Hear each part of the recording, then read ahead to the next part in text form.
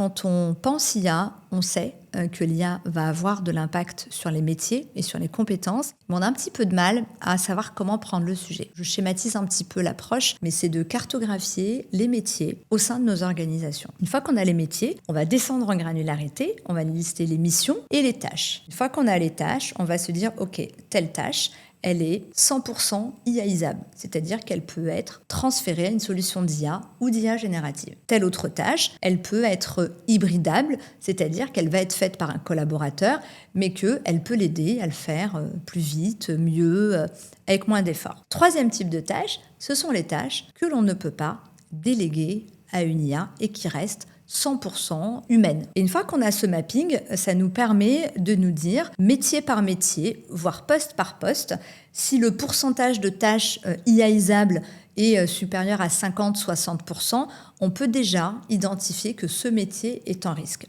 Si on a un pourcentage de tâches qui est hybridable, qui est aux alentours de 40-50%, c'est de l'hybridation, donc ça veut dire que le métier va se transformer, mais qu'il n'est pas en déclin ou pas potentiellement menacé. Ce qui veut dire, une fois qu'on a fait ce premier travail, il faut se dire qu'on a une vision à l'instant T de où on en est. On a, à mon sens, une fenêtre de tir. Difficile de donner la durée. Est-ce que c'est 2 mois? Est-ce que c'est 6 mois? Est-ce que c'est 2 ans?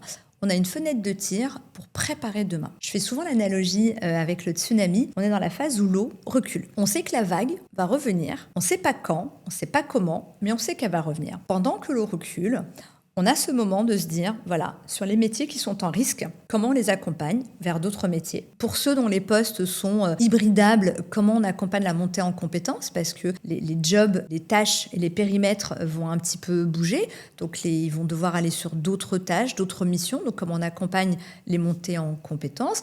Et puis pour les métiers pour lesquels on reste sur du 100% humain, ils sont moins nombreux, mais il y en a quand même, et malgré tout, il va y avoir quand même des petits réajustements à faire. La question, c'est de se dire, ok, je sais où j'en suis à l'instant T, comment je prépare demain et comment je limite la casse. Nous, RH, managers, direction, nous avons une responsabilité individuelle et collective sur le sujet et je vous invite vraiment à prendre ce temps. Une fois qu'on a dit ça, il n'y a pas un ordre en particulier pour faire les choses, mais ce sont des missions qu'il va falloir mener en fonction de votre contexte, de vos enjeux, de vos ressources. Il va falloir les adresser, à vous de choisir dans quel ordre et comment vous allez le faire.